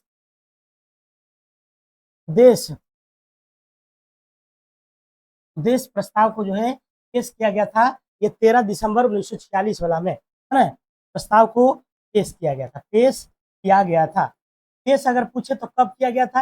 ये 13 दिसंबर 1946 को। लेकिन ये उद्देश्य प्रस्ताव जो पास हो गया था, ये कब हो गया था? तो पास हो गया था 22 जनवरी को, 22 जनवरी 1947 में जो है ये पास हो गया था। कौन? तो उद्देश्य प्रस्ताव, उद्देश्य प्रस्ताव। तो पास होने की बात अगर देखा जाए तो 22 जनवरी 1947 को हो गया था, ठीक है। यहाँ से क्वेश्चन आप पूछता है, पहली बैठक के जो अस्थायी अध्यक्ष थे, पहली बैठक के जो अस्थायी अध्यक्ष थे वो कौन थे बताइए, ठीक है। तो अस्थायी अध्यक्ष, देखो तो अस्थायी अध्यक्ष तो वो कौन था? अस्थायी अध्यक्ष की अगर हम बात करते हैं, अस्थायी अध्यक्ष, तो अस्थायी अध्यक्ष कौन थे? सिराज गोपालाचारी था ना, हो गया था। अस्थाई की बात करते हैं तो अस्थाई अध्यक्ष जो था, अस्थाई अध्यक्ष ये था डॉक्टर राजेंद्र प्रसाद। कौन थे? डॉक्टर राजेंद्र प्रसाद थे। कौन? ये थे आपको अस्थाई, परमानेंट अध्यक्ष थे। लेकिन अगर पूछेगा कि प्रथम अस्थाई उपाध्यक्ष कौन थे? प्रथम प्रथम उपाध्यक्ष, प्रथम जो है अस्थाई उपाध्यक्ष, प्रथम अस्थाई उपाध्यक्ष अगर पूछेगा तो बताइए एससी मुखर्जी। कौन थे? एससी मुखर्जी थे, एससी मुखर्जी थे, एससी मुखर्जी थे, ठीक है। तो इतनी सारी बातें आपको ध्यान में रखना है। तो सबसे पहला वाला जो हुआ था ये 9 दिसंबर 1940 को हुआ था। अगला क्वेश्चन कह रहा कि किसी भी विधेयक को धन विधेयक घोषित करने का मतलब कोई भी विधेयक है वह धन विधेयक है कि नहीं है, इसका पता कौन करेगा? इसका पता करेगा लोकसभा के स्पीकर, लोकसभा के अध्यक्ष जिसको कहते हैं। धन विधेयक, धन विधेयक की अगर हम बात करते हैं, धन विधेयक की अगर हम बात करते हैं, धन विधेयक, तो ये अनुच्छेद कितना में है? 109 में है। 109 में जो है वर्णित है धन विधेयक, 109 में वर्णित है क्या? तो धन विधेयक है, धन विधेयक है। अच्छा, कभी कभी पूछता है कि लोकसभा का वर्णन किसमें है, तो देखिए वो ट्रिक बताते हैं, सरल, सरल है ना, सा से हो जाएगा संसद, हो जाएगा संसद, हो जाएगा राज से हो जाएगा राज्यसभा, राज्यसभा हो जाएगा, और ला से हो जाएगा आपको लोकसभा, क्या हो जाएगा? लोकसभा हो जाएगा। ठीक है, और 79, 80, 81 का जो अनुच्छेद होगा, 79 होगा, 80 होगा, 81 होगा। ठीक है, ये तीनों को रखिए। अगर पूछेगा कि संसद किसमें वर्णित है, तो 79 में, राज्यसभा 80 में, लोकसभा 81 में।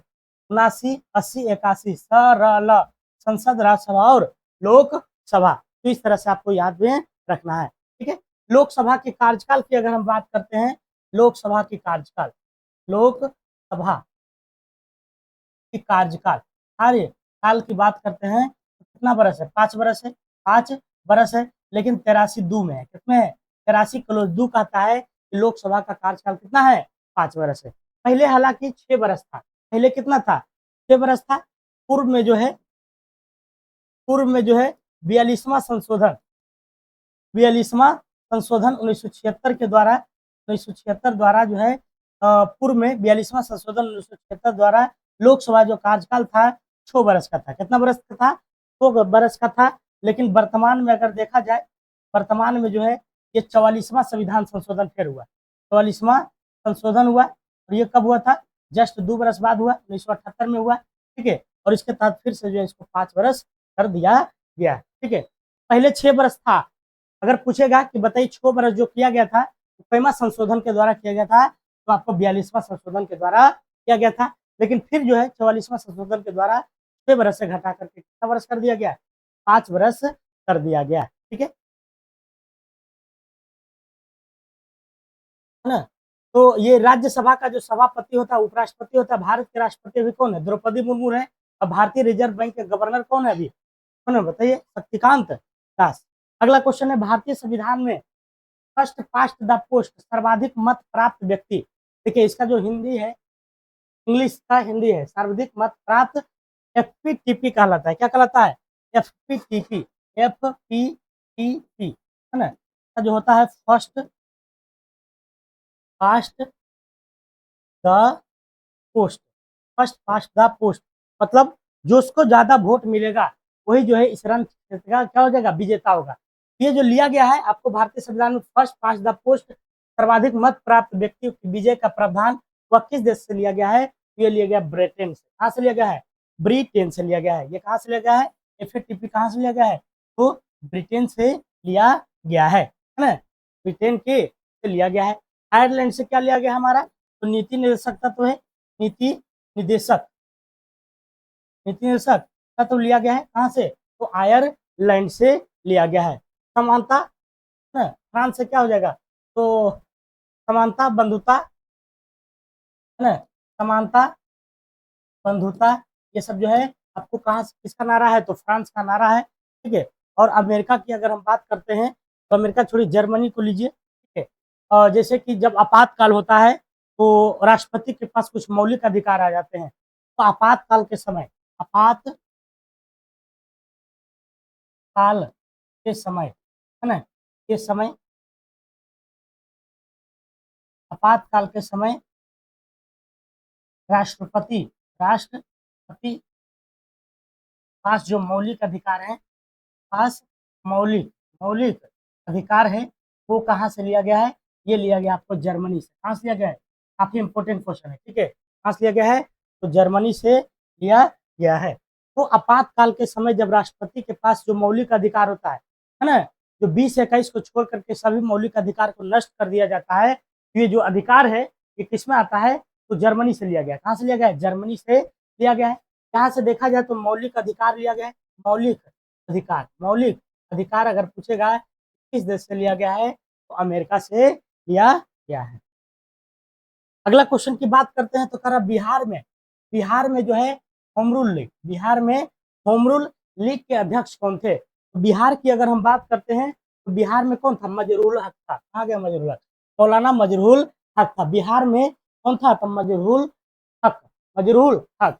ठीक है, तो वीडियो अच्छा लग रहा है तो जरूर लाइक कीजिएगा, शेयर कीजिएगा, सब्सक्राइब कीजिएगा। ठीक है, तो बिहार में होम रूल लीग के अध्यक्ष कौन थे? तो मजरूल हक थे, मजरूल हक थे। अगर बिहार की अगर हम बात करते हैं तो इसकी जो स्थापना हुआ था 1916 में।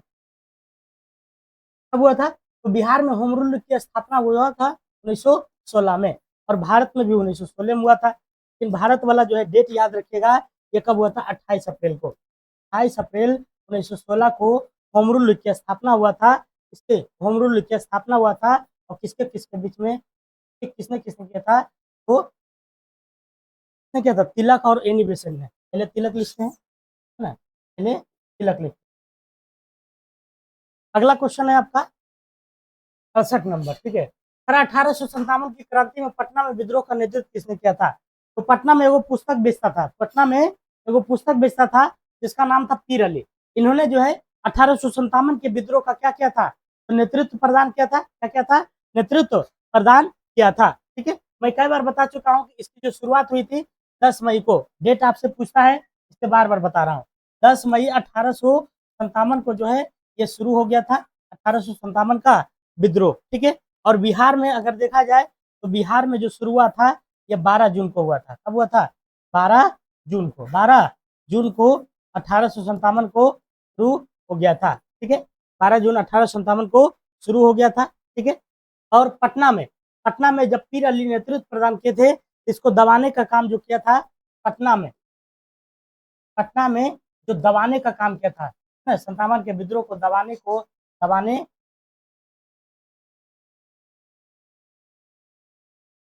दबाया था, है ना। किसने दबाया था? तो विलियम टेलर ने। किसने? तो विलियम टेलर ने, है ना। एगो टेलरे था और एगो पुस्तक विक्रेता था। दोनों को याद रखिए कॉम्बिनेशन बना के, एगो तो पुस्तक विक्रेता था और एगो टेलरे था, है ना। एगो किताब बेचता था, एगो जो है आपको कपड़ा सीता था। इस तरह से याद करने का हम ट्रिक बता रहे हैं आपको। ठीक है, मंगल पांडे की बात करते हैं तो सबसे पहले जो है ये इसके बारे में पूछता है, इनके बारे में।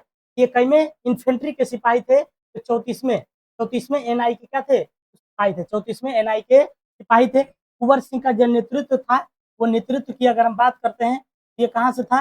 ये था आरा से। कहाँ से? आरा के कहाँ से?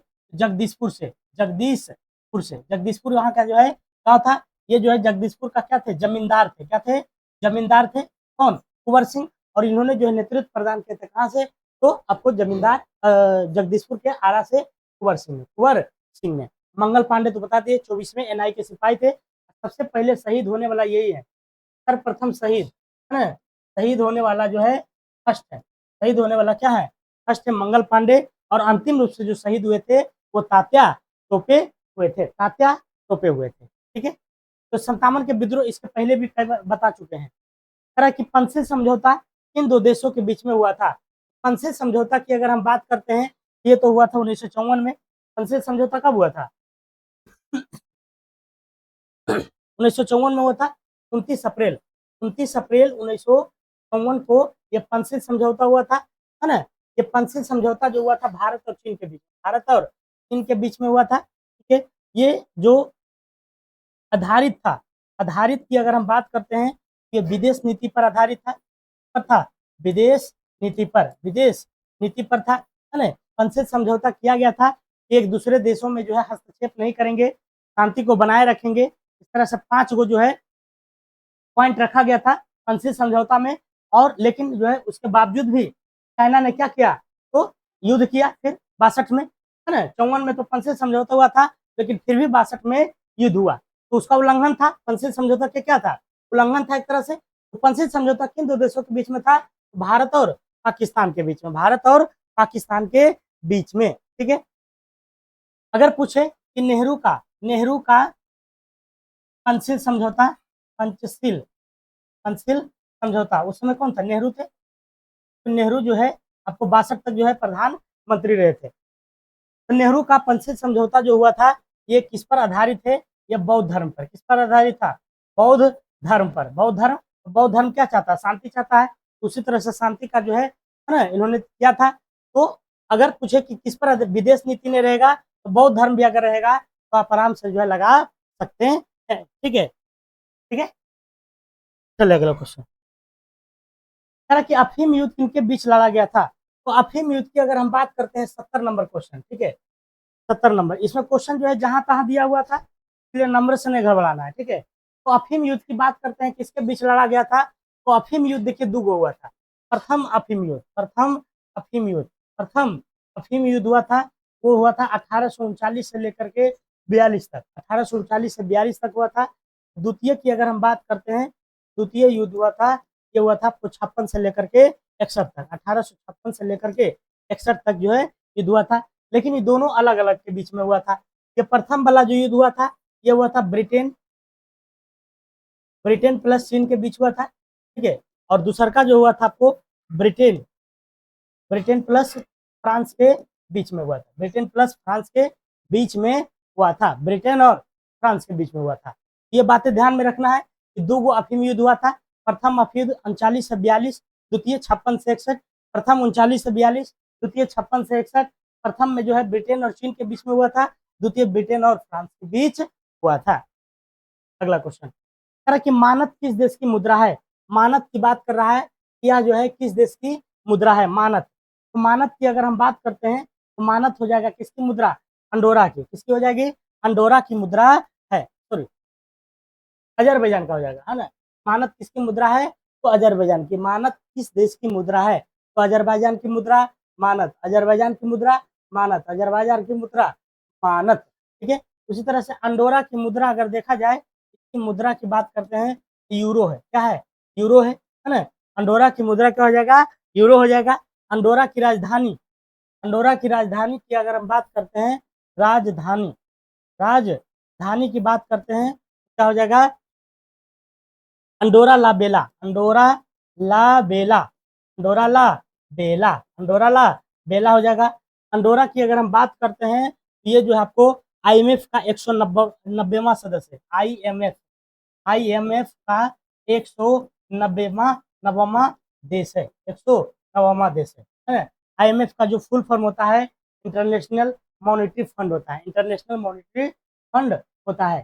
तो मनात जो है किस देश की नई मुद्रा है, अजरबैजान की, अजरबैजान, अजरबैजान क्या, अजरबैजान का, ठीक है। तो इतना पॉइंट याद रखना है, ठीक है। अगला क्वेश्चन, तारा की नुसान तारा किस देश की नई राजधानी है। नुसान तारा जो है किसकी नई राजधानी, नुसान तारा किस देश की नई राजधानी है। तो नुसान तारा जो है आपको किसका है, इंडोनेशिया के नुसान तारा, इंडोनेशिया के नुसान तारा, इंडोनेशिया के नुसान तारा, इंडोनेशिया के क्या हो जाएगा, नुसान तारा हो जाएगा। अच्छा, इंडोनेशिया में ही क्या है आपका, बौद्ध मंदिर है, क्या है, बौद्ध मंदिर है। सबसे बड़ा जो है बौद्ध मंदिर आपको इंडोनेशिया में, क्या नाम है, बौद्ध मंदिर बोरीबुदुर, बोरी बोरीबुदुर जो है मंदिर जो है कहाँ है, तो इंडोनेशिया में है, ठीक है। और मॉरिशस की राजधानी, मॉरिशस की राजधानी अगर देखा जाए, क्या हो जाएगा, पोर्ट लुइस हो जाएगा, क्या हो जाएगा, पोर्ट लुइस हो जाएगा, पोर्ट लुइस हो जाएगा, पोर्ट लुइस। इंडोनेशिया जो है नुसानतारा की राजधानी है, सॉरी नुसानतारा किस देश की राजधानी है, तो इंडोनेशिया के है। मॉरिशस की राजधानी कहाँ है, Port Louis, Port Louis, Port Louis, ठीक है। मलेशिया की बात करते हैं तो कुआलालंपुर है, मलेशिया के, मलेशिया की राजधानी कहाँ है, कुआलालंपुर, कुआलालंपुर है ना, मलेशिया की राजधानी कहाँ है, कुआलालंपुर है। अगला क्वेश्चन है, निम्नलिखित में से कौन सा, निम्नलिखित में से कौन सा साधन, कौन साध्य कथन भारत के पड़ोसी देश के संदर्भ में सही है। भारत में 2022 में छयमान अर्थव्यवस्था को सहारा देने के लिए लगभग $4 बिलियन के अनुदान से मालदीव को सहारा दिया गया, है ना। दूसरा नंबर का श्रीलंका, भूटान और बांग्लादेश की तुलना में डॉलर के संदर्भ में भारत का सकल घरेलू उत्पाद सबसे अधिक है। तो हाँ, ये तो अधिक है, ये है, ये तो अधिक है, ये है, ठीक है। तो केवल और केवल दो हो जाएगा, केवल और केवल दो हो जाएगा। राइट आंसर क्या हो जाएगा, डी नंबर। क्या कह रहा है, श्रीलंका, भूटान, बांग्लादेश की तुलना में डॉलर के संदर्भ में भारत का जो जीडीपी है वो क्या है, सबसे अधिक है, इन चारों में से, ठीक है। अगला क्वेश्चन, लेकिन एक नंबर गलत है। अगला है, कह रहा कि किस वर्ष को पहली बार ग्राम सभा घोषित किया गया था। तो ग्राम सभा जो घोषित किया गया था 2009-10 को, कहाँ गया 2009-10 को जो है पहली बार क्या किया गया था, तो ग्राम सभा को घोषित किया गया था 2009-10 में, ठीक है। अनुच्छेद 243 की बात करते हैं, तो ग्राम सभा का वर्णन है, ग्राम सभा का जो है वर्णन, ग्राम सभा का क्या है, वर्णन है, ठीक है, 243 में, 243 में। अगला क्वेश्चन, संविधान संविधान के निम्नलिखित संशोधनों में से किसके अंतर्गत भारत में महिलाओं के लिए ग्राम पंचायतों में 1/3 सीट आरक्षित किया गया है। देखिए, ग्राम पंचायत में जो सीट है महिला के लिए रिजर्व है, वो भी कितना, 1/3 है ना, मतलब 100 में 33% जो है महिला रहेगी, 100 में 33% महिला रहेगी। तो यह किस संविधान संशोधन के द्वारा जो है ये किया गया था, यही तो पूछ रहा है आपसे। तो 73वां संविधान संशोधन, किसमें द्वारा, 73वां संविधान संशोधन के तहत जो है ये किया गया था। अगला क्वेश्चन, तरह की सामाजिक जागरूकता फैलाने तथा समाज में महिलाओं के उत्पीड़न को रोकने के लिए डायन प्रथा, नहीं कहता है कि फलवा के जो है घरवाली क्या है, डायन है, तो जो है ग्रामीण लोग भी कितना लोग देखा जाता है कि मार दिया जाता है ना लोगों के द्वारा। तो डायन प्रथा एक आया, महिला को बचाने के लिए एक डायन प्रथा आया 1999 में। उसी तरह से घरेलू हिंसा जो महिला के साथ होता है, ये जो है कब आया था, 2005 में आया था, 2005 में आया था। और क्या था, दहेज उन्मूलन जो आया था, ये बिहार की बात कर रहे हैं, ठीक है। दहेज उन्मूलन जो आया था यह 1961 में आया था, 1961 में आया था दहेज उन्मूलन अधिनियम 1961, ठीक है। कौन सा चलता है, तो 1961 वाला चलता है, ठीक है। अनैतिक व्यापार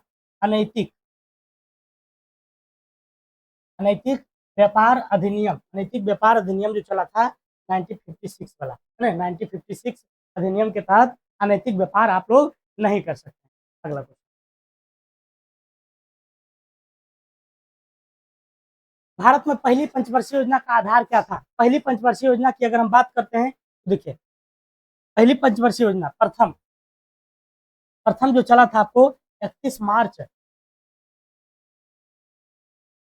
1951 से लेकर के 1 अप्रैल 1956, 1 अप्रैल 1956, ठीक है। तो 51 से लेकर के 56 तक जो है आपको प्रथम पंचवर्षीय योजना चला था। 1 अप्रैल 1951 से, उल्टा लिख दिया क्या जी, 1 अप्रैल से 31 मार्च, उल्टा लिख दिया, 1 अप्रैल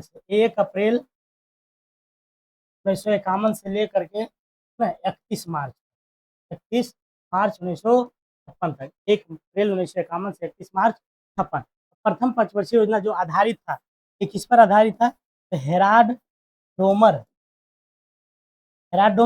मॉडल पर, किस पर था, तो हेराड डोमर मॉडल पर आधारित था, ठीक है। द्वितीय की बात करते हैं, ये किस में था, किस मॉडल पर था, पीसी महाल नोविस मॉडल पर आधारित था। पूछता है क्वेश्चन कि प्रथम पंचवर्षीय योजना जो था वो किस पर था, तो कृषि पर, ठीक है। द्वितीय अगर पूछेगा तो उद्योग पर, है ना, द्वितीय किस पर था, उद्योग पर था। पंचवर्षीय योजना की जो स्थापना हुआ था 51 में हुआ था, ठीक है। ये हो जाएगा भारत में पहली पंचवर्षीय हेराड डोमर मॉडल हो जाएगा, ये हो जाएगा सेकेंड वाला हो जाएगा, ठीक है। अगला क्वेश्चन,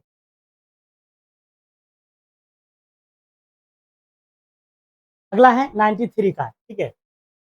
निम्नलिखित में से कौन भारत में सामुदायिक विकास के मुख्य निर्माता कहलाते हैं। सामुदायिक विकास का जो मुख्य निर्माता है एसके डे। सामुदायिक विकास की जो शुरुआत हुई थी वो हुई थी, कब हुई थी, 2 अक्टूबर को हुआ था, 2 अक्टूबर 1952 में, है ना, 1952 में इसकी शुरुआत हुआ था, 2 अक्टूबर 1952 को, ठीक है। इसी डेट में जो है राष्ट्रीय प्रसार सेवा की शुरुआत हुआ, राष्ट्रीय प्रसार सेवा की शुरुआत हुआ था 2 अक्टूबर 1952 को, 2 अक्टूबर 1952 को। अगला क्वेश्चन, भारत सरकार द्वारा नियुक्त तापस मजूमदार क्या है। तापस मजूमदार की अगर हम बात करते हैं, तापस मजूमदार जो है समिति का संबंध जो है किससे था, ई था जो है 6 से 14 वर्ष की आयु के बच्चों को स्कूली शिक्षा प्रदान करना। ये तापस मजूमदार की जो स्थापना हुआ था समिति की 1999 में हुआ था, है ना? और 6 से 14 वर्ष के सभी बच्चों को स्कूली शिक्षा जो शामिल करना था, ये आपको इसके लिए कौन सा संशोधन हुआ था? 86वां संशोधन, 86वां संशोधन हुआ था, संशोधन हुआ था, संशोधन हुआ था और ये हुआ था आपको 2002 में, 2002 में हुआ था। 1999 में आपका तापस मजूमदार समिति का गठन हुआ था और वो गठन करके जो है क्या किया, उसका व्यवस्था किया कि 6 से 14 वर्ष के बच्चों को, सभी बच्चों का स्कूली शिक्षा शामिल हो, वो भी बिल्कुल फ्री में, है ना? बिल्कुल फ्री में। 86वां संशोधन के द्वारा ये काम किया गया था। लेकिन इसको जो प्रभावी बनाया गया था, है ना? इसको जो प्रभावी बनाया गया था, प्रभावी प्रभावी जो है एक अधिनियम लाया गया था 2010 में, 2010 में, 2010 में मुख्य रूप से इसको प्रभावी और ज़्यादा बनाया गया था। विशेष परिस्थिति में ग्राम पंचायत, विशेष परिस्थिति में जो है ये ग्राम पंचायत के 23 सदस्यों के अनुरोध पर कितने दिनों के अंदर बैठक बुलाना आवश्यक है? 15 दिन। कितना दिन? 15 दिन। अगला क्वेश्चन, शिशुओं में जन्म के समय निम्नलिखित में से कौन सी हड्डी नहीं होती है?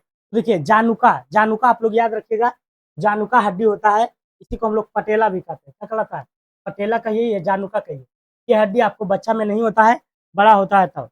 हड्डी की संख्या जो वयस्क में होती है वो 206 होती है, लेकिन बच्चों में जो हड्डी की संख्या होती है, बच्चों में वो 300 होती है। कितना होती है?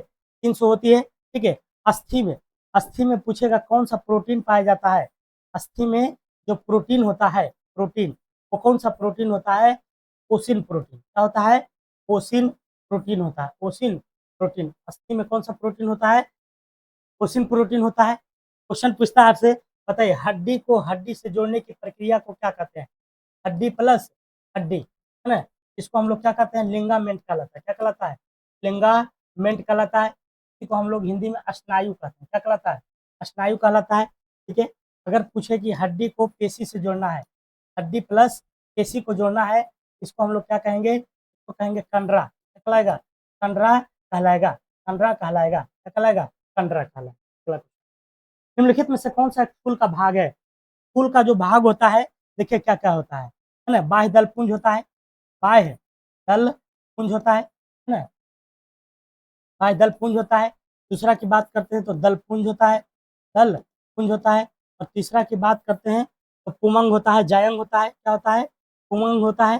और चौथा की बात करते हैं तो जायंग होता है, जायंग।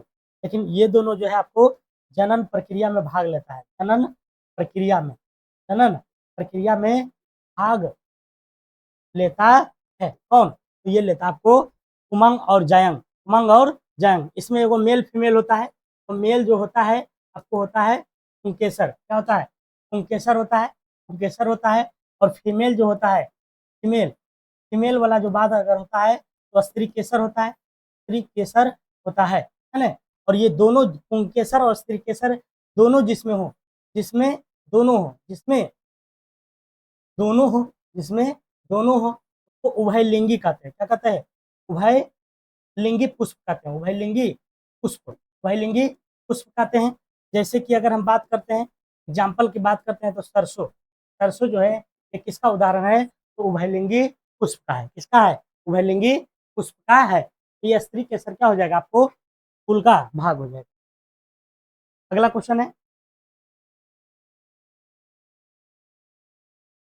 नीचे वर्गीकरण, वनीकरण के संबंध में कुछ कथन दिए गए हैं। वनीकरण से बाढ़ को रोका जा सकता है। हाँ, रोका जा सकता है। वनीकरण हमारे परितंत्र को संतुलित कर सकता है। हाँ, तो 1 और 2 सही हो जाएगा, 1 और 2 दोनों सही हो जाएगा। ठीक है। सूर्य और चंद्रमा, सूर्य और चंद्रमा की बात करते हैं तो उसके गुरुत्वाकर्षण के माध्यम से पृथ्वी की दिशा में खींचने के कारण क्या उत्पन्न होती है? तो ज्वार भाटा होती है, बृहद ज्वार भाटा होती है। और ज्वार और भाटा, ज्वार भाटा तो आप लोग समझते होंगे, ज्वार भाटा है ना? ऊपर जाता है ज्वार कहलाता है पानी, और नीचे आता है समुद्र में, देखते ऊपर जाता है तो ज्वार, नीचे आता है तो भाटा। तो किसके कारण होता है? सूर्य चंद्रमा द्वारा गुरुत्वाकर्षण के माध्यम से। ये ज्वार भाटा जो होता है एक महीने में, एक महीना में, एक महीना में 2 बार आता है, 2 बार आता है। एगो आता है अमावस्या में, अमावस्या में, दूसरा का आता है पूर्णिमा में, है ना? पूर्णिमा में, अमावस्या और पूर्णिमा में ये आता है, अमावस्या और पूर्णिमा में, अमावस्या और पूर्णिमा में। तो ये समझ में आ रहा होगा, बृहत ज्वार भाटा कहलाता है। आवर्त सारणी के वर्ग एक के तत्व है, वर्ग एक के तत्व, तो वर्ग एक के तत्व को हम लोग जो है क्षार धातु के नाम से जाना जाता है। क्षार धातु, वर्ग एक के तत्व को क्या कहते हैं? क्षार धातु। क्षार धातु कहाँ है? यहाँ है। वर्ग एक के तत्व को क्या कहते हैं? क्षार धातु कहते हैं। ठीक है, उसी तरह से वर्ग 11, वर्ग 11 की बात करते हैं, इसको सिक्का धातु कहते हैं। सिक्का धातु वाला जो है वो कौन है? वर्ग 11 वाला, वर्ग 11, वर्ग 11। ठीक है, आधुनिक आवर्त सारणी की बात करते हैं। आधुनिक आवर्त सारणी, आधुनिक आवर्त सारणी की जो खोज किया था वो कौन किया था? मोस्ले ने किया था। किसने किया था? मोस्ले ने किया था, 1930 में हुआ था। आवर्त सारणी में इसमें वर्ग कई गो है? वर्ग जो है 18 गो है। आवर्त कितना है? आवर्त की बात करते हैं, कई गो है? 7 गो है। आवर्त कितना है? 7 गो है। ठीक है, आवर्त कितना है? 7 गो है। लेकिन पुराना वाला अगर देखा जाए, पुराना वाला आवर्त सारणी की खोज किया था तो मैंडलीफ ने। किसने किया था? मैंडलीफ ने किया था। और उसमें जो है आवर्त कितना था? आवर्त की बात करते हैं तो 7 गो था, बिल्कुल सेम था। लेकिन वर्ग उसमें कम था। वर्ग कितना था? 9 था। वर्ग कितना था? तो 9 था। ठीक है, अगला क्वेश्चन, अगला है 101 नंबर। ठीक है, तरह के निम्नलिखित में से कौन युग्म सही सुमेलित नहीं है? सही सुमेलित इसमें से आपका नहीं पूछ रहा है, तो 101 का जो राइट आंसर हो जाएगा आपको डी नंबर, है ना। गैस्ट्रिन जो है रक्तचाप का नियमन नहीं करता है, रक्तचाप जो है का नियमन गैस्ट्रिन नहीं करता। ऑक्सीटोसिन जो है स्तन ग्रंथि से दूध का निष्करण, बिल्कुल, ऑक्सीटोसिन को लव हार्मोन भी कहते हैं, लव हार्मोन, है ना। लव हार्मोन, जब महिला प्रेग्नेंट नहीं तो रिलैक्सेशन हार्मोन होता है। इंसुलिन की बात करते हैं तो रक्त शर्करा को क्या करता है? कंट्रोल करता है। मेलाटोनिन निंद्रा का नियंत्रण करता है। तो डी नंबर इज द गलत आंसर। अगला क्वेश्चन, अगला है, किसी परिपथ में विद्युत धारा के प्रवाह की दिशा को दर्शाने के लिए किस उपकरण का प्रयोग किया जाता है? दिशा को दर्शाने के लिए गैल्वेनोमीटर हो जाएगा, गैल्वेनोमीटर। ठीक है, ये गैल्वेनोमीटर जो विद्युत चुंबकीय प्रभाव, विद्युत चुंबकीय विद्युत चुंबकीय प्रभाव पर जो है काम करता है, कार्य करता है, कार्य करता है। गैल्वेनोमीटर की बात करते हैं, ये श्रेणी क्रम में लगाया जाता है। श्रेणी क्रम में नहीं पूछता है कि गैल्वेनोमीटर को किस क्रम में, श्रेणी क्रम में। जैसे हमारा घर का जो बिजली है वो किस क्रम में रहता है? समांतर क्रम में, समानांतर क्रम में रहता है। ठीक है, ये गैल्वेनोमीटर जो है 10⁻⁶ एम्पियर से कम धारा को मापता है, से कम धारा को, कम धारा को मापता है ना, क्या करता है? मापता है। ओके, एमीटर जो है विद्युत धारा, विद्युत धारा को मापने के लिए जो है, विद्युत धारा, विद्युत धारा को मापने के लिए जो है, मापने के लिए क्या करते हैं? एमीटर का प्रयोग करते हैं। लेकिन यहाँ विद्युत धारा की प्रवाह की दिशा को मापने के लिए अगर पूछेगा तो गैल्वेनोमीटर हो जाएगा, है ना। बोल्ट को मापने के लिए बोल्ट, बोल्ट मापी, है ना, बोल्ट मापी क्या है? तो बोल्ट मीटर है। अगला क्वेश्चन, अगला क्वेश्चन की बात करते हैं 103 नंबर का। क्या करा है? करा कि फ़ारेनहाइट स्केल पर परम शून्य ताप का मान कितना होगा? है ना, परम शून्य तापमान क्या होता है? मतलब उससे नीचे जेबे नहीं करेगा, तो नीचे तापमान आपका बिल्कुल नहीं जाने वाला है। ये होता है 459, -459.67 डिग्री फ़ारेनहाइट होता है। ठीक है, -459.67 डिग्री फ़ारेनहाइट होता है परम शून्य तापमान, परम शून्य तापमान, परम शून्य तापमान होता है। ठीक है, परम शून्य तापमान होता है। अगर हम बात करते हैं फ़ारेनहाइट और सेल्सियस, फ़ारेनहाइट और सेल्सियस का जो मान बराबर होता है वो -40 डिग्री सेंटीग्रेड पर, -40 डिग्री सेंटीग्रेड पर। लेकिन फ़ारेनहाइट में अगर केल्विन में पूछे तो 233.15 हो जाएगा, केल्विन हो जाएगा। दोनों पर जो है फ़ारेनहाइट, है ना, और सेल्सियस क्या होता है? दोनों समान होता है, दोनों समान होता है। अगला क्वेश्चन है, तरह कि जब हम आलू का छिलका, जब हम आलू के छिलका उतारते हैं तो हम छिलके के रूप में किसे उतारते हैं? ये उतारते हैं उप त्वचा को, क्यूटिकल को, क्यूटिकल को, तार का नहीं, ये नहीं होगा। ठीक है, पेरिडर्म को उतारते हैं, पेरिडर्म को। अगला क्वेश्चन, अरे वह विदित, अरे यह विदित है कि कार्बन मोनोऑक्साइड का प्राणियों में दुष्प्रभाव होता है। ऐसा क्यों होता है? क्योंकि वो ऑक्सीजन में जाकर के क्या करता है? तो ऑक्सीजन के परिवहन को क्या करता है? कम कर देता है, कम कर देता है। अगला क्वेश्चन है 127 नंबर, माइटोकॉन्ड्रिया क्या कहलाता है? माइटोकॉन्ड्रिया जो है को विलक्षण कोशिकांग क्यों माना जाता है? क्योंकि इस माइटोकॉन्ड्रिया में आपको डीएनए भी पाया जाता है। डीएनए क्योंकि इसमें राइबोसोम और डीएनए बिल्कुल सही है, क्योंकि इसमें राइबोसोम और डीएनए पाया जाता है। ठीक है, अगला क्वेश्चन। जब किसी व्यक्ति को सर्दी जुकाम हो रहा है तब वह क्या नहीं कर सकता है? तो वह अगरबत्ती और मोमबत्ती को इत्र और अगरबत्ती की गंध को बिल्कुल अलग नहीं पहचान सकता है। इत्र और अगरबत्ती एक ही जैसा लगेगा, है ना। अगला क्वेश्चन 130 नंबर। तरह की मेसनर प्रभाव जो है वह संबंधित है तो अति चालक से, किससे है? अति चालक से। मेसनर प्रभाव में क्या होता है? जब किसी चीज को इतना गर्म कर दीजिए कि उसका जो है विद्युत प्रभाव क्या होता है? विद्युत चुंबकीय प्रभाव खत्म हो जाता है तो वह अतिचालक में चलाता है, ये अतिचालक हो जाता है। ठीक है, अर्धचालक में कौन कौन है? सिलिकॉन और जर्मेनियम। सिलिकॉन का प्रयोग हम लोग जो है, अगला क्वेश्चन, लिटमस बिलियन से प्राप्त होता है। लिटमस बिलियन से प्राप्त होता है तो किससे होता है? लाइकेन से होता है। देखो क्वेश्चन पूछता है आपको बहुत झकास, 131 नंबर, 131 नंबर। जैसे कि लाल को नीला जो करता है वो कौन करता है? क्षार करता है। कौन करता है? क्षार करता है ना। और नीले को जो लाल करता है, नीले लिटमस की बात कर रहे हैं, नीले लिटमस को जो लाल करता है वो कौन करता है? अम्ल करता है। कौन करता है? अम्ल। यहाँ से क्वेश्चन अक्सर आते रहता है। ठीक है, अगला क्वेश्चन, अगला है कर रहा है वायरस एक सिस्टम, क्या कर रहा है कि वायरस एक सिस्टम मेमोरी में एम्बेस्ड होता है, इसलिए यदि मूल वायरस हटा दिया जाए तो इसे फिर से सक्रिय किया जा सकता है ना। फिर से सक्रिय किया जा सकता है, कैसे? तो रेसिडेंट हो जाएगा। अगला क्वेश्चन है 133 नंबर। तरह के विद्युत रोधी पदार्थ की एक परत होती है, सामान्यतः उपयोग में लिए जाने वाला यह पदार्थ है, ये आपको पीवीसी, पॉलीविनाइल क्लोराइड है। 104 नंबर का तो 4। निम्न में से कौन सा भाग प्रकाश को मानव आंख में प्रवेश करने के लिए सुविधा प्रदान करता है? कॉर्निया है, कॉर्निया है।